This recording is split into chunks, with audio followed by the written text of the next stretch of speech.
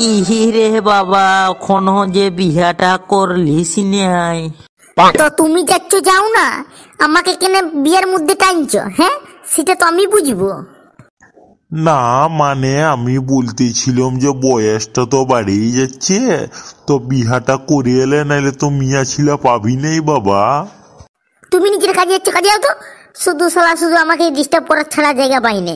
হ্যাঁ, সারা একবার জিজ্ঞাসা করছে, ও একবার জিজ্ঞাসা করছে।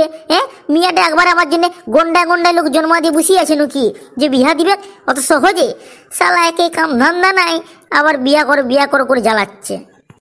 না, দাদু কথাটা বললেও কথাটা তো খারাপ বলে নাই। বিয়া তো আমাকে করতেই হবে কে পরে, নাইলে তো সালা পরে মিয়া ছিলা পাওয়া যাবে নাই। আজই আমি বলবো বাবাকে। আমাকে তো এবার ঘরে ব্যাপারটা জানাতেই হবে, সত্যি কথা তো। হ্যাঁ, যাই ঘরে বাবাকে বলি যে বাবা, আমার জন্য কনিয়া দেখো।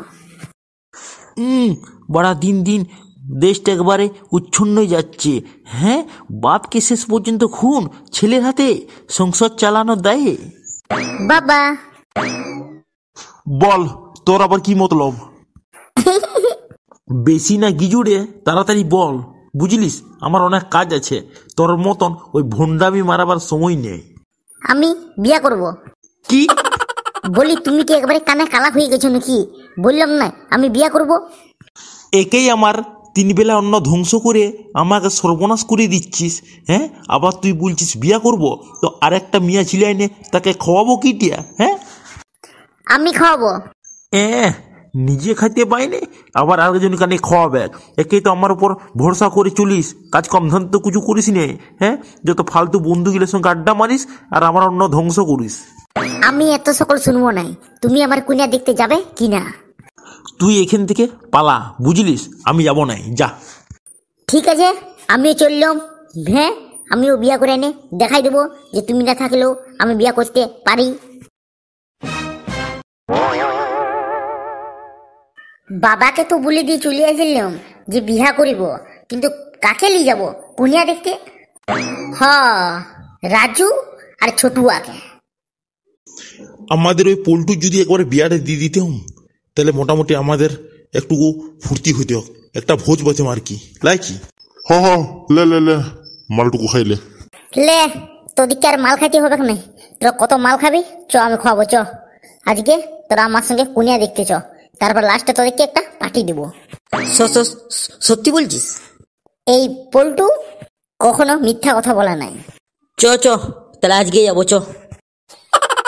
দে একটু মালটা খাইলে দে। না, একটুকু প্রথমবার শ্বশুর ঘর যাচ্ছি, হ্যাঁ, একটুকু মালটা খাইয়েই যায়।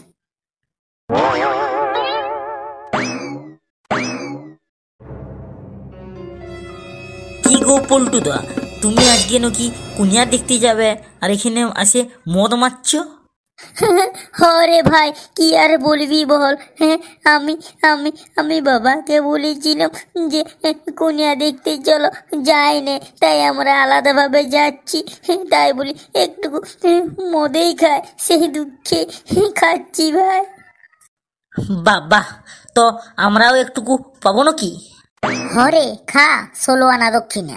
পড়ার পাইলে তো একদম ফিরি পেলে তো চাটিয়ে মেরে দিস।